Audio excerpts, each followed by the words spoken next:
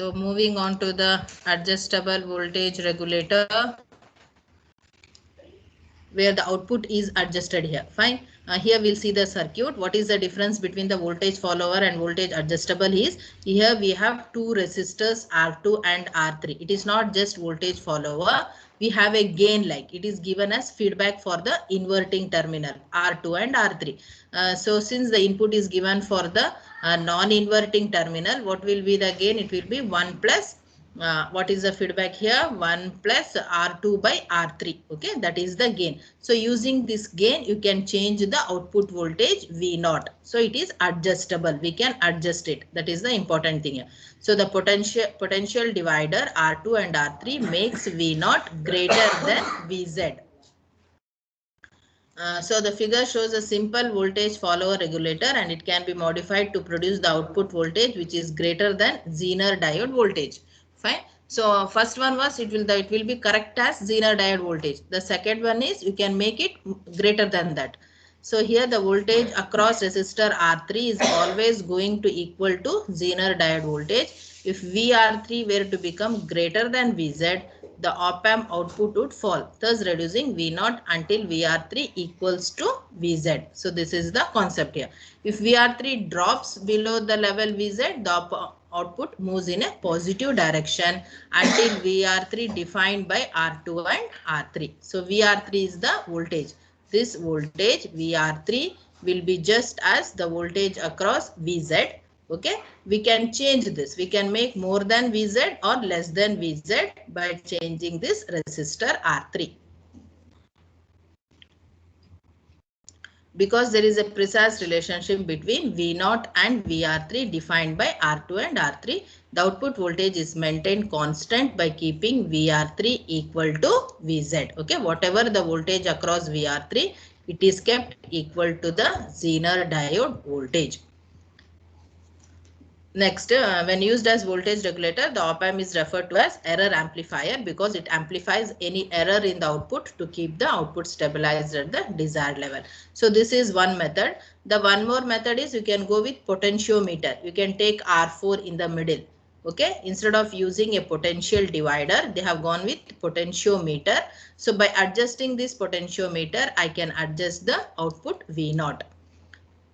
That is one method. So the potentiometer R4 facilitates adjustment of the output voltage. So what is this voltage across VR3 voltage across the resistor R3 and what was the Zener voltage into the gain. How much is gain? Gain is nothing but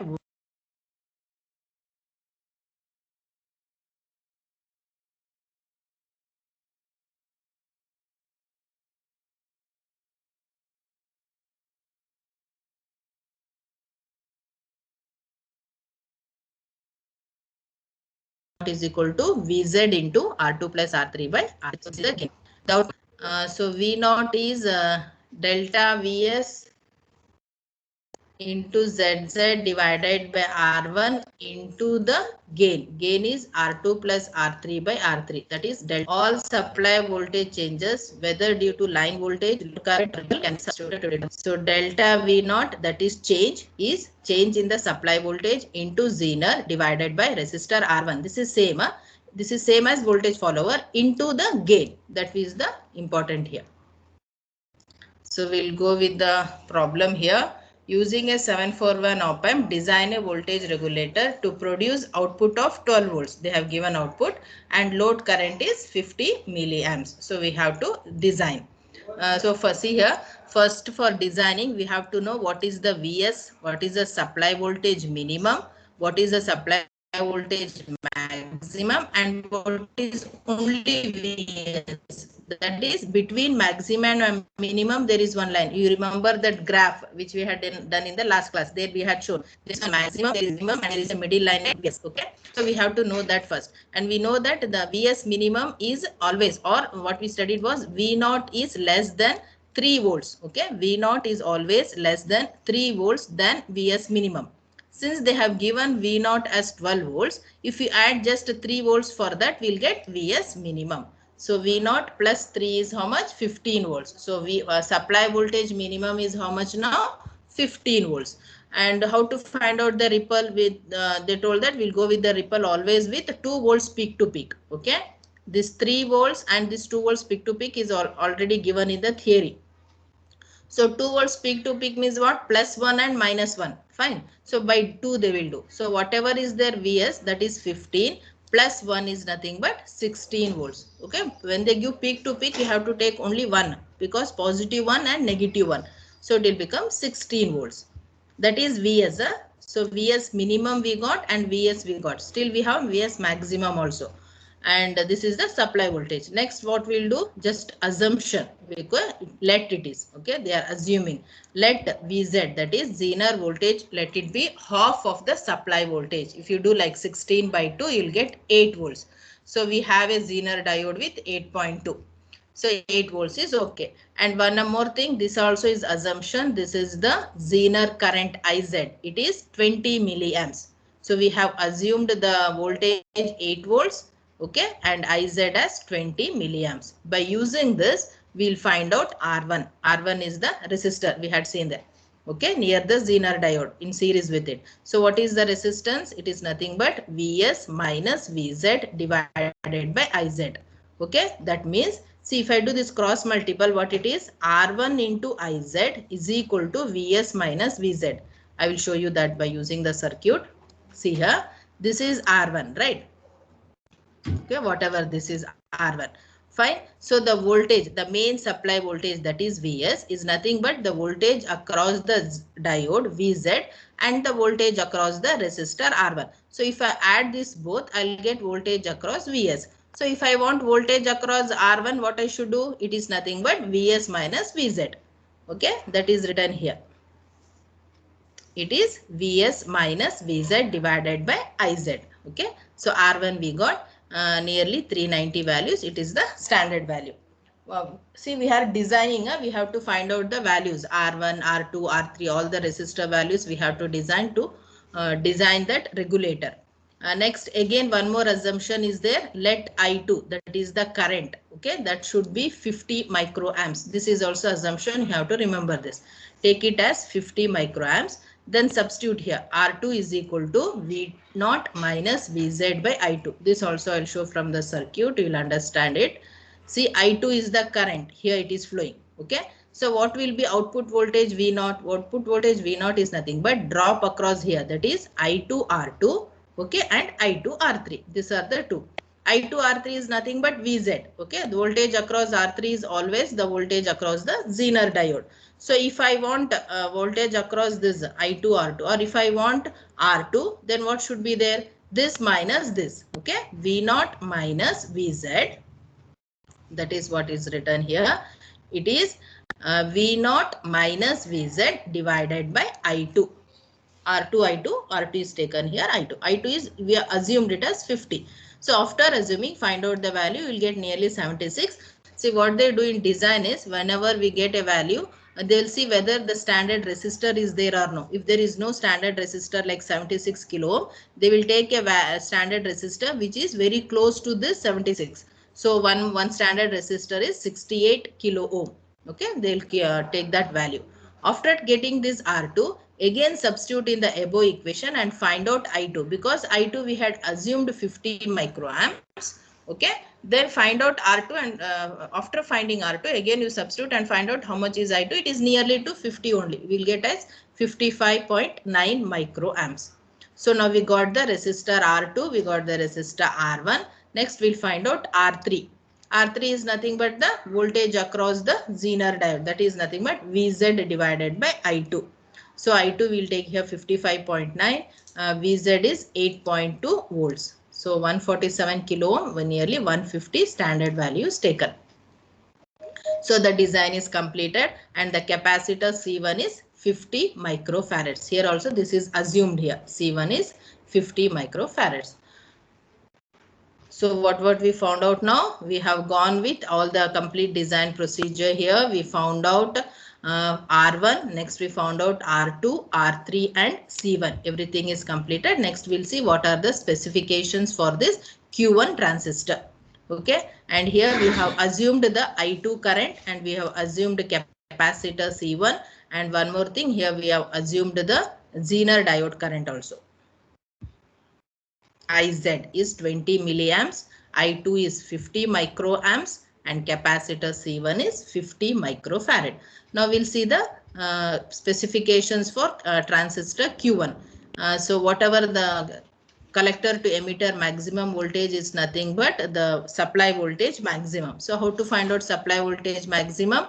We know it is 16. Vs supply voltage is 16. So plus 1 should be added for that. That is 17 volts.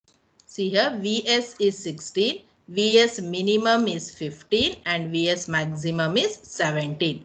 That is plus 2 volts peak to peak for 16. So positive peak is 17, negative peak is 15. That is how they do it. Okay. So we got 17 volts. Next, what is the load current they have given in the question? It is 50 milliamps. So substitute in the equation, it is VCE minus to find out the power. When you come to know the power, you can find out which device is to be taken as the transistor. Okay, so Vs is 16 minus V0 is 12 and the load current is 50 milliamps. So the power which we get is nearly 200 milliwatt. So with this power, 2N718 is the suitable op-amp, that is Q1, that is a specification. So this completes the design of a voltage adjustable output voltage regulator. Adjustable means we have two resistors R2 and R3 where the gain of the op-amp can be adjusted, so the output also can be adjusted. So complete design, the circuit is drawn once again here.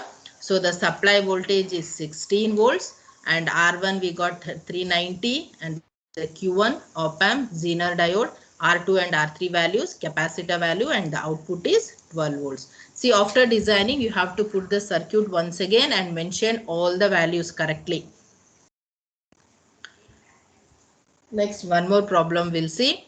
The same problem which we had done for the previous one. For that you have to find out line regulation, load regulation, and ripple rejection. All the three things you have to do.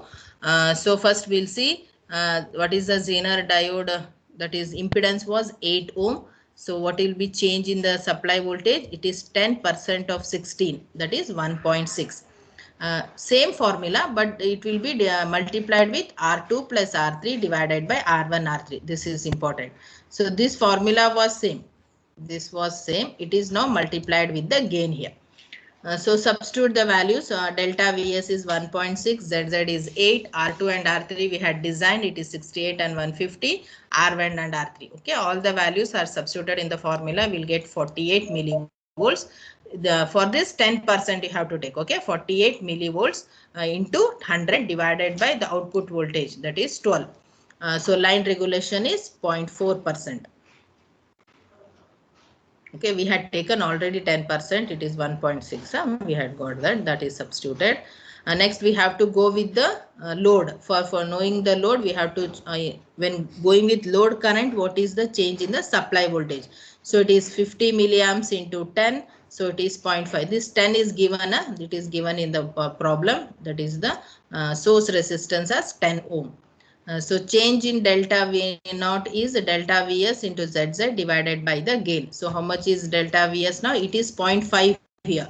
See, for load current is taken to find out load regulation. Okay, supply voltage is taken to find out line regulation. Here delta Vs is 1.6. Here delta Vs is 0.5. You should know correctly. Divided by R1, R3. So you'll get 15 millivolts. Then load regulation is nothing but 15 millivolts into 100 divided by 12. So we'll got load. Next, the last one left out is ripple rejection. Ripple rejection, just take VR, the same formula, VRS, ZS, keep VRS like that only, substitute all other values and then substitute in the ratio. Okay, 20 log. So we know VR0. So VR0 when we substitute VRS will get cancelled and we'll get it as 31 decibels. Ripple rejection is always mentioned in decibels. So this is the complete design and the performance parameters of the adjustable voltage regulator. So take the problem, substitute it and find out the values correctly. Three important things is you have to go with load regulation, line regulation, okay, and then you have to go with ripple rejection. These are the three important factors you have to remember for voltage regulator design. Okay.